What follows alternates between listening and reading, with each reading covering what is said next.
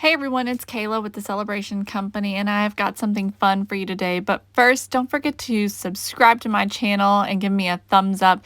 And also be sure to check me out on Facebook, TikTok, and Instagram for a lot of other fun ideas just like this. All right, I found this really cute sign at the Dollar Tree, and I decided to give it a bit of a makeover. It was super cute on its own, but I felt like it could be even cuter. So we are going to just take it apart. I'm going to use my flathead screwdriver and just pop off those little push pins that are in there and just kind of take it apart just a little bit so that I can start messing with the sign. And I didn't take the ribbon off of the back. I just kind of flipped it right up underneath to get it out of the way. Now I'm going to be using this calendar right here. It's from Dollar Tree and it's from 2023.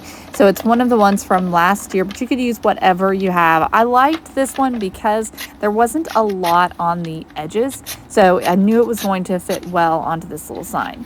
I just went ahead and tore that out. And now we're going to go ahead and put a few coats of paint onto the sign itself so that we can cover up all of that wording that's on there. Now, technically the best way to do this is to start with a color that's more pigmented, like a gray, and do a coat or two of that and then go over it with your white. I did not do that, but what I did do is 3 coats of the white.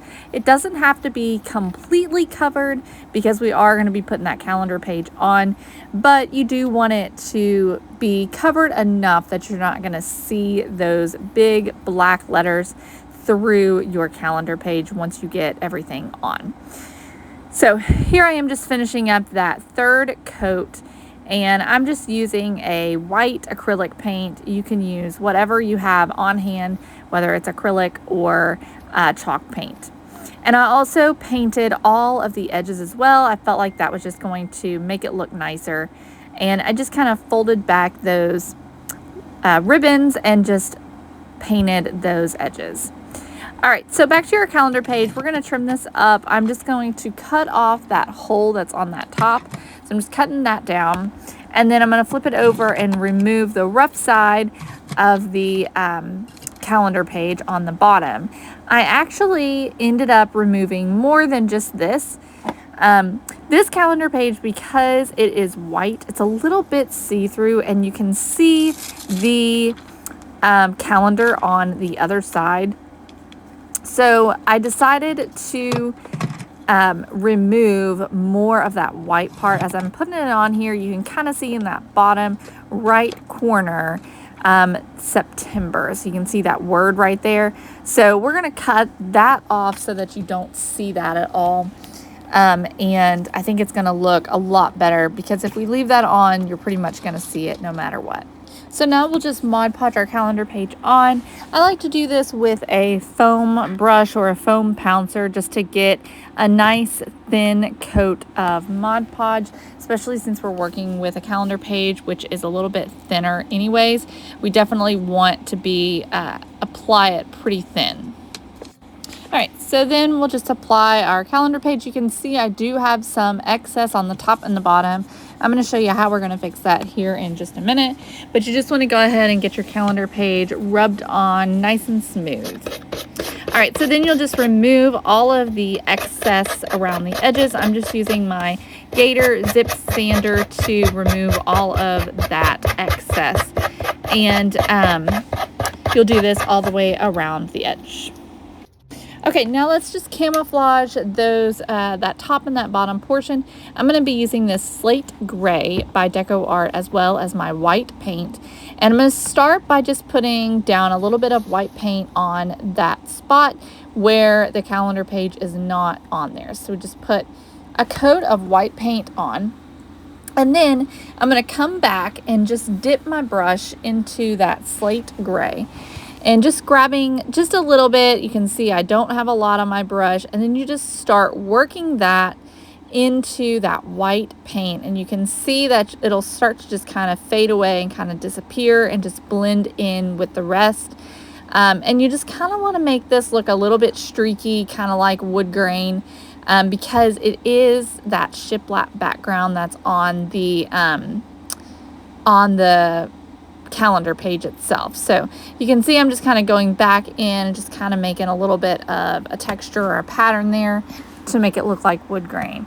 And then it just kind of disappears and you just won't see it anymore. So we'll do the same thing on the top, just starting out with that white paint just to lay down a wet base coat, and that's to allow for the gray paint to kind of blend out and blend into the white so that it's not so stark. And so then we'll just add that gray right in there, and everything's just going to kind of start blending together as we add that gray.